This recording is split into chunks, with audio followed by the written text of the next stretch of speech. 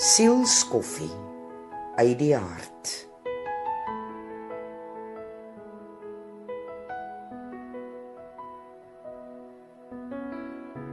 Hoe dink jy sou dit wees om in 'n huis sonder 'n dak te bly?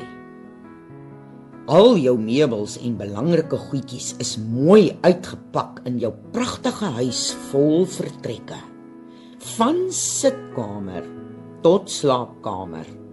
Maar jou huis het nie 'n dak nie. Hoe dink jy sou dit vir jou kon werk? Natuurlik nie, want jy is blootgestel aan weeromstandighede en die wêreld rondom jou. Warm sal jy nie kan slaap nie. Jou kosbare besittings sal of wegwaai of beskadig word. Diewe sal makliker toegang hê tot jou goed en jou rot en kaal besteel, of selfs aanrand en vermoor. Daar is geen beskutting of sekuriteit daarin om so te bly nie. Dis beslis nie veilig nie en jou skade sal onvervangbaar wees. Die risiko's is net te groot. Ek en jy is ook 'n gebou. God se gebou. Dit is wat die woord vir ons sê. Ons is God se kerk. En soveel keer in hierdie lewe het ons gebou nie 'n dak op nie. Of verloor ons dak as gevolg van 'n stormwind in ons lewens. Hoeveel keer laat ons toe dat ons emosies met ons op hol gaan? Hoekom? Want ons het ons dak verloor. Daar is niks wat ons kan beskerm nie, want ek en jy het self toegelaat dat ons dakloos is. Hierdie wêreld wil ons platdruk met ons omstandighede wat baie uitdagend kan wees.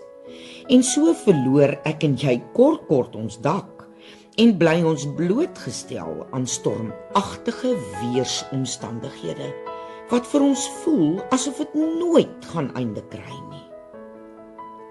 As kinders van die koning is dit belangrik dat ons te alle tye ons gebou se dak sal beskerm en bly versien sodat geen weeromstandighede ons sal plattrek nie.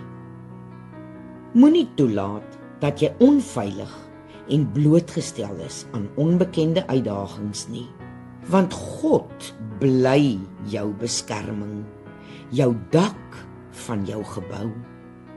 Hy sal jou veilig hou en hy sal jou deur die storms help.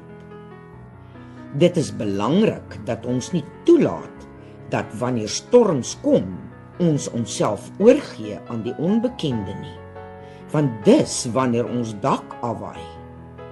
Dis wanneer ons onsself blootstel aan alles sleg wat met ons gebeur en dinge net oorneem om ons te oorweldig.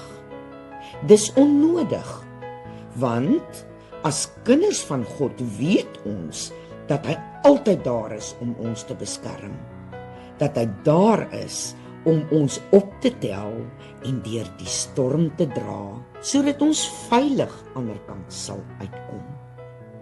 So, die volgende keer wat jy jouself in 'n onmoontlike situasie bevind, veg met alles binne in jou om jou dak bo jou kop te behou. Staan op God se beloftes in sy woord. Spreek dit oor jou storm en glo met jou hele wese dat dit reeds uitgesorteer is. Bly God loof en prys vir sy teenwoordigheid, vir sy goedheid en sy trou. Dis hoe jy deur daardie omstandighede kom en jou dak bly vasklou om jou veilig te dra deur jou stormagtige tydperk.